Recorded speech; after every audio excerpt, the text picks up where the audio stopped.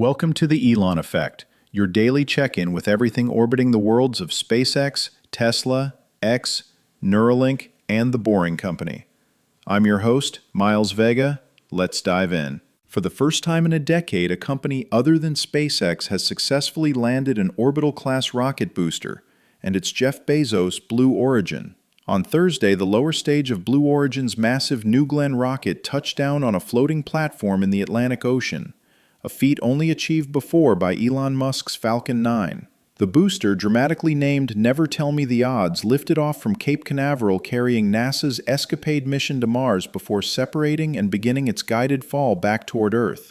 A precise sequence of engine burns, aerodynamic fins, and controlled descent brought it to a gentle landing on the recovery ship Jacqueline, named after Bezos' mother. The landing was a milestone that's been more than 20 years in the making.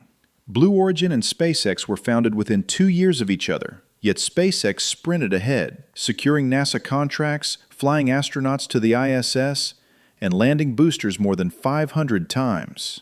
New Glenn, by contrast, suffered delays, redesigns, and a failed booster reignition during its first launch in January. Thursday's success marked a dramatic turnaround. As space policy expert Greg Autry put it, New Glenn is the rocket that shows the most promise for competing against the near monopoly that SpaceX has built. At nearly 190 feet tall and 23 feet wide, the New Glenn booster dwarfs the Falcon 9. Its successful landing means Blue Origin can finally enter the lucrative market for reusable medium and heavy lift rockets, a market SpaceX has owned for years. Even SpaceX's head of Falcon launch vehicles, John Edwards, congratulated the company, saying, "Recovering an orbital-class rocket is incredibly hard. Well done."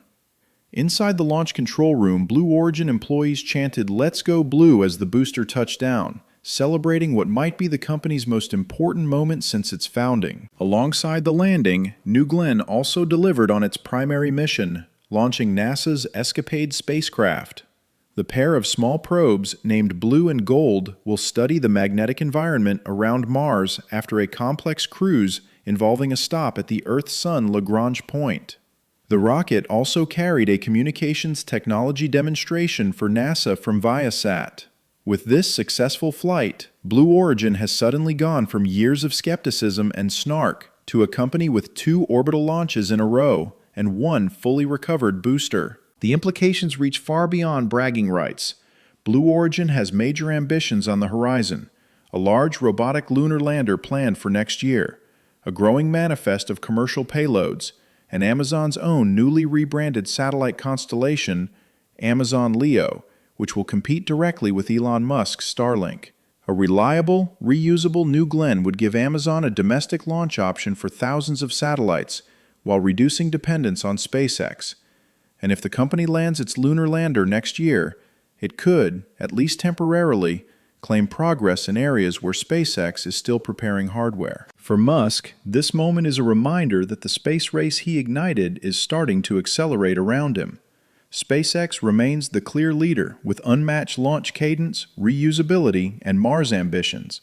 But Blue Origin's success shows that the monopoly SpaceX built can be challenged, and that competition in the heavy lift market is entering a new chapter. That's your tech news for today.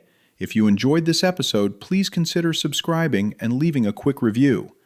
The Elon Effect is a Cerebra Media production. I'm Miles Vega, and I'll see you back here tomorrow. Take care.